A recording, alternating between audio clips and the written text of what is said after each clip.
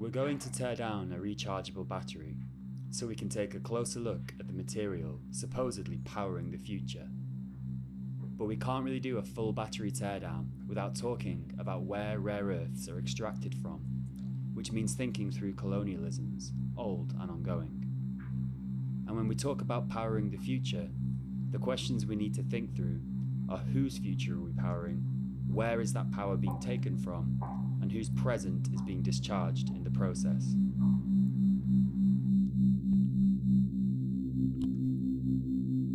Part 1. Breaking ground. Lithium is a soft elemental metal used in batteries. It's the material that green capitalism builds an image of a survivable future on, the mineral basis of electric cars and other decarbonisation initiatives. It's also been classified a strategic resource by the US military.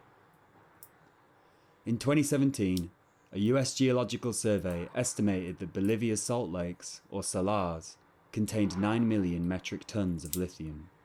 In 2019, a new geological survey dramatically revised the estimation to 21 million tons, the largest concentration in the world. In the same year, there was a violent US-backed far-right coup against Evo Morales' socialist, indigenous-led MAS government. There is a growing body of evidence that one catalyst of the coup was an attempt at political overhaul to leverage US access to the country's lithium reserves.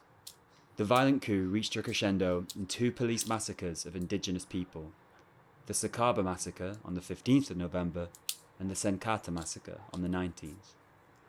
The second event occurred at a vigil for the victims of the first.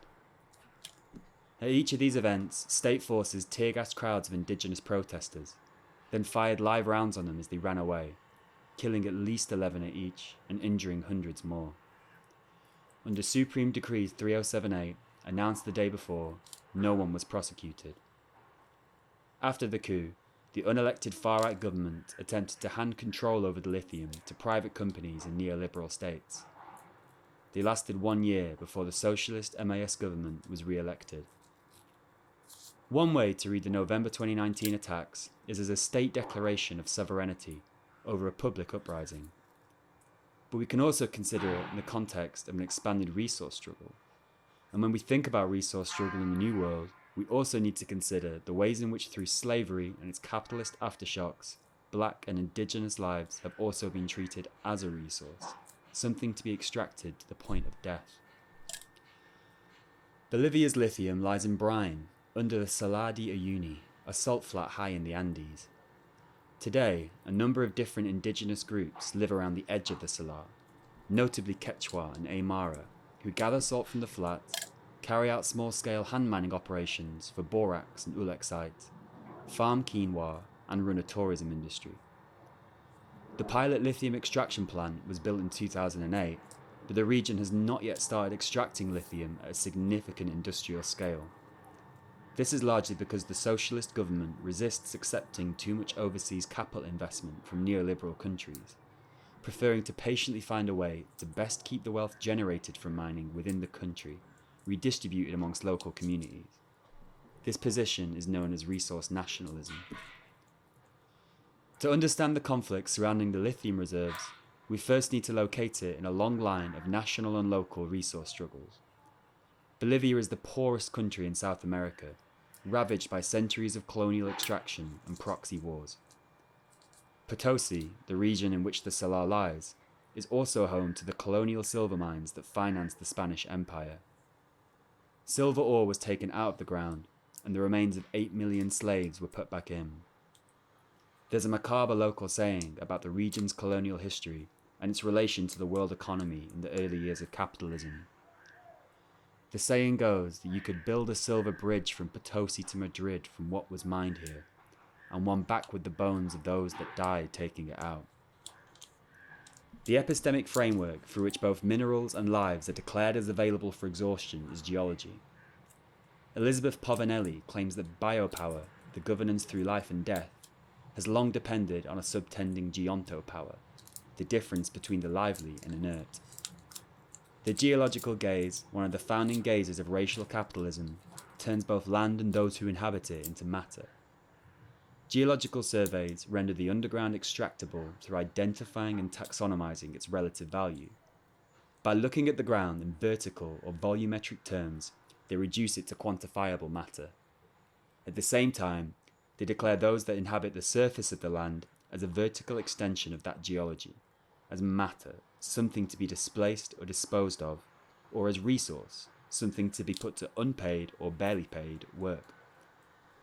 Geological surveys and other processes of resource accounting precipitate dispossession and destruction. Geology is a process of unearthing. To unearth is to uncover, to bring to light, to map. But we could also think of it as unearthing, taking the earth away from someone, dispossessing people of their land and ability to inhabit it. The unearthed could also point to a space that is the negative or absence of earth, a category of land that is alien, made uninhabitable through pollution, militarization, or privatization. Unearthing, in the sense of discovering, often precedes unearthing, taking the land away, making it alien.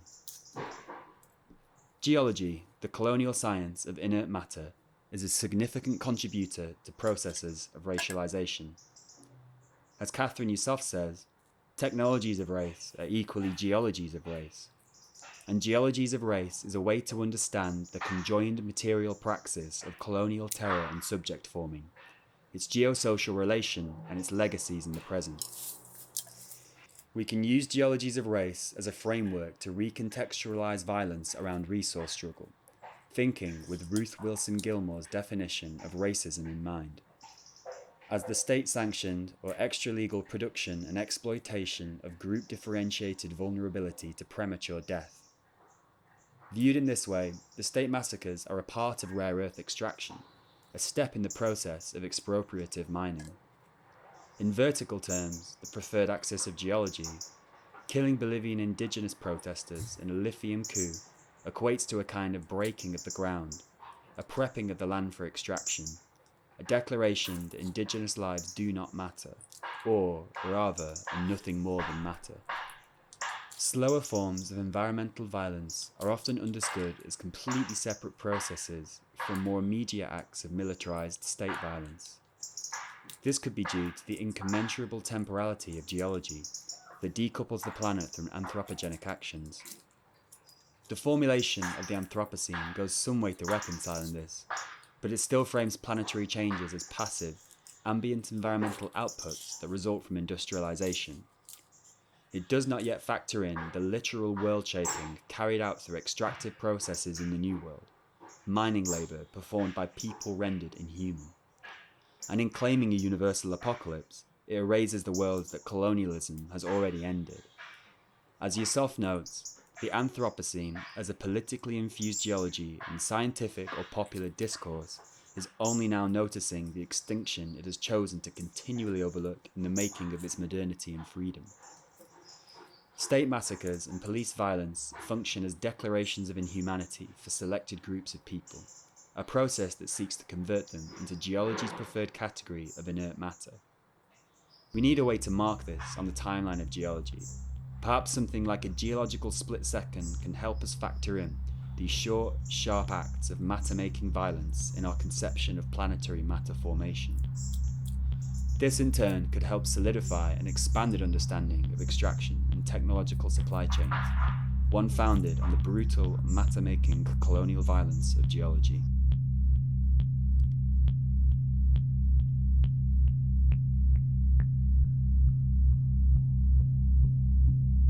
Part 2. Subsoil. In 2006, Evo Morales won the country's presidential elections, running on a platform of socialism, anti-neoliberalism, and plurinationalism. Plurinationalism is a modality of nationhood that seeks to incorporate the multiplicity of belongings experienced by various indigenous peoples. One of Evo Morales' first acts in office was to renationalize the hydrocarbons industry. As part of this, all land in Bolivia beneath the subsoil became nationalized, declared state property. This move has been celebrated by resource nationalists, framed as a move towards decolonial resource autonomy, yet the reality is far more complex. The origins of the expropriative vertical axis can be seen in the first geological surveys of Bolivia, carried out by d'Orbigny, a French geologist in the 1800s. d'Orbigny produced maps of a taxonomized underground with no mention of those who lived on the surface. At the same time, he produced a book called L'Homme Americain, a taxonomy of indigenous peoples that amounted to scientific racism. This separation between the non-human subsoil and the human surface finds its expression in modern subsoil nationalisation, in which claims on the underground override indigenous land rights on the surface. Disputes over land rights tend to take place on the flat x-axis of the cartographic plane, but state subsoil sovereignty on the y-axis functions as a jurisdictional instrument of expropriation on the x-axis. We could call this state stratigraphy, a means of territorialization that undercuts land rights from below. The nationalization of the subsoil means that indigenous land rights can only ever permeate the earth to a certain depth. Land claims always sit upon a layer of earth that cannot be reclaimed. This means that indigenous sovereignty can only ever be a thin and easily discarded membrane on the land, a legal skin that's open to being punctured. Subsoil nationalisation capacitates what could be called vertical accumulation, the dispossession of land from below. This is just one of the ways that the toxic logics of settler colonialism permeate seemingly anti-capitalist moves in a post-colonial state. Indigenous land rights propose to return the earth to those who have occupied it from the time before colonisation, but this returning is incomplete when it comes with a built-in mechanism for expropriation that always lies underfoot. Examining the history of land claims in the Salar de Uyuni with state stratigraphy and vertical accumulation in mind helps us make sense of the ways in which state and indigenous territory claims are co-produced. Up until 1973, the Salar de Uyuni was of little interest to mining companies. Geological maps of the 20th century render it as a blank space. In 1973, 2 years before the first lithium survey, the Salar and the entire region to the south of it was declared a fiscal reserve, a category of territory in which all resources belonged either to the government or to third-party mining companies. This kicked off a wave of indigenous and working-class trade union fightback against territorialization. By layering historic maps and plotting the shifting borders of the fiscal reserves over time, we can chronicle territorial disputes over multiply claimed land. The 2003 re-enlarging of the reserve catalysed an indigenous-led pushback that resulted in an indigenous and rural worker union filing a land claim in response. Claims on 3 adjacent areas were submitted to receive the status of indigenous-held land, known as Tierra de Comunitaria de Origen, or TCO. These TCOs were finally ratified 8 years later, in 2011. The catalyst behind eventually granting them was the LIPI project at the Salar de Uyuni, the state lithium extraction initiative. This is because the state project needed the cooperation of the local public, who were pacified through the granting of the TCOs. Fruitcas, an indigenous union, led the deal, granting the state full access to the Salar in exchange for the TCOs. Following this, a group of trade union and indigenous organisations filed another land claim for a large area of the Salar. The TCO application, titled Aransaya Maransaya, covers a large part of the 2003 fiscal reserve, but the claim has been ignored. Ricardo Cayo Ortega wrote that everything indicates that the demand in question will be cornered in some drawer without any possibility of its prosperity, since the Salar is now a fiscal reserve and its evaporite resources are considered constitutionally strategic for the development of Bolivia. The existing TCOs are a fragile and spatially confined designation of territory, as even in these lands the subsoil is still state property. Additionally, maps of the TCO reveal that there are plenty of gaps in the land claim. By tracing these against satellite imagery, we can see that they correspond to areas of lagoons, small salt flats, and promisingly rare earth-rich rock formations. These holes in the map are gaps in the land, areas reserved for the state outright, deemed too valuable to grant to indigenous groups. Saya de Charivi, Laguna Hedionda, Laguna Pastos Grandes, Laguna Capina, Laguna Chorrillas, Laguna Coruto, Laguna Chocota, and Laguna Ramaditas. One way to understand the TCO, particularly in Potosi, is not as a buffer against extractive practices, but part of the supply chain of it. a means of pacifying protest through symbolic titling. Indigenous land rights are in name only. The ground can still be, quite literally, pulled from beneath their feet. This process brings us again and again to the question of the difference between earth, land, and territory, or in Spanish, the difference between tierra and territorio. The gaps in the land reveal the modality in which the state understands the space. Macarena Gomez Barris notes that the extractive view sees territories as commodities, rendering land as for the taking, while also devalorizing the hidden worlds that form the nexus of human and non-human multiplicity. This viewpoint, similar to the colonial gaze, facilitates the reorganization of territories, populations, and plant life into extractable data and natural resources for material and immaterial accumulation. These designated zones of speculative extraction are posited not as ground to be stood in, but materials that are as yet unground, all too intact, matter yet to be processed. We could think of this space as the unground, a category of space formulated as awaiting extraction. This is space that the state seeks to deny the capacity of being lived on or in or with, denied the capacity of sharing. Many indigenous people in the region of the Salar de Uyuni are supportive of lithium extraction, as a portion of profits from the industry would be reinvested back into surrounding communities, promising to lift people out of endemic poverty. The rate of local hydrocarbon royalty distribution in Bolivia is 15%. Lithium, however, is classified as an evaporite resource, meaning that the rate of redistribution is only 3%. There is, however, a growing movement around water rights and water use in the wider area, catalyzed by the disappearance of a lake to the north of the Salar. Lago Puopo, which many relied on to survive, dried up following years of the rerouting of water to extractive projects. Activists such as Maria Luisa Rafael Tecala have been campaigning for years against the devastation caused by extractive companies. In a leak from the National Evaporative Resources Management Board, researcher Maria Sanchez Lopez claimed that use of the encalado method is planned, a dirty process that uses intense amounts of lime. The surrounding region could be poisoned and water availability could be compromised, decimating the local quinoa industries. The runoff from the use of lime and the dumping of industrial amounts of it in the surrounding area could alkalize the soils, destroying the fragile desert ecosystems and making agriculture impossible. Although lithium extraction on the Salar de Uyuni has been intermittent and not yet on the scale of neighbouring lithium triangle countries Chile and Argentina, infrared imagery from the area taken over a period of 8 years does appear to show a decline in the health of vegetation. People living locally also claim that the hard crust on the surface of the Salar feels softer, and are growing concerned about driving over it. There are other signs that the land is growing uninhabitable. Each year in the spring, people herd vicuñas, a wild mammal that comes to the altiplano to feed on a plant that grows in the wetlands. They're rounded into pens and their valuable winter fur is sheared, before the vicuñas are released again. The industry is one that many rely on, but in recent years the vicuñas have not come to the area. It's speculated that this is due to decline in plant life on the altiplano. The land is becoming uninhabitable as accumulation and contamination seep up to the surface from below, ungrounding those who call the region home. Part 3. Power.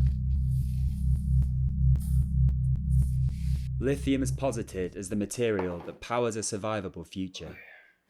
But when green capitalists talk about the future as something to be saved, they're talking about white futurity, the preservation of life for selected groups of people determined along historical lines of colonialism. Departures from this are cast as something that is backwards or based on degrowth. This is just one of the ways that racial capitalism continues to structure our imaginary, through the maintenance of an image of the future as one predicated on whiteness. The description of lithium favoured by the business press, calling it a white gold, is perhaps more accurate than they could have ever imagined. The idea of the Anthropocene claims a human-sculpted planet heading towards a universal apocalypse. But as Catherine Yusuf, Macarena Gomez Barris, and many other decolonial earth science thinkers have noted, settler colonialism and its afterlives have been ending worlds for over half a millennium now. Much of the labour of reshaping the planet, mining, producing, processing, has been carried out by people rendered less than human, paid a pittance or nothing at all. people become resource. Maybe it would be more accurate to talk of an Anthropocene, a planet reshaped through capital's drive to make people unhuman, primed for extraction. In Bolivia, one way in which race and indigeneity are constituted is through relation to the state. This is why many people consider President Evo Morales, a former coca grower born to an Aymara family, to no longer be indigenous. Resource nationalism brings the state ownership of the underground and the indigenous land rights of the surface into a state of friction with one another, which forms a kind of racial tectonic tension. Pressure accumulates and explodes as earthquakes of civic uprising. Perhaps one way out of this dialectic is through a new formulation of the commons, a geocommons or subcommons perhaps. Fred Moten and Stefano Hani say that all property is lost because property is the loss of sharing. What kind of formulation could move us to new practices of sharing the world, from the underground up? We can approach this question materially, in the sense of thinking towards what kind of environment we want to live in, and what condition the underground needs to be in order to produce that. But we can also approach it figuratively, in the sense of constructing a notion of shared space that begins with those that have been rendered as matter, as resource, as obstacle, in geology's inhumanizing logic. The future of the Salar de Uyuni's underground raises a number of difficult questions for thinking beyond capitalism, colonialism, and race. How can post-colonial, anti-neoliberal, yet export-oriented states function in a globalized economy? Can industrial extraction take place outside of capitalism today? And how can the accumulative and accumulating modes of colonialism that soak the ideological groundwater of post-colonial states be drained? And until they are, has decolonization happened enough? One way to think about the Salar de Uyuni is as a colossal battery, a slab of raw power being broken into pieces. And when we think about it like this, the question becomes, what kind of future could it give power to?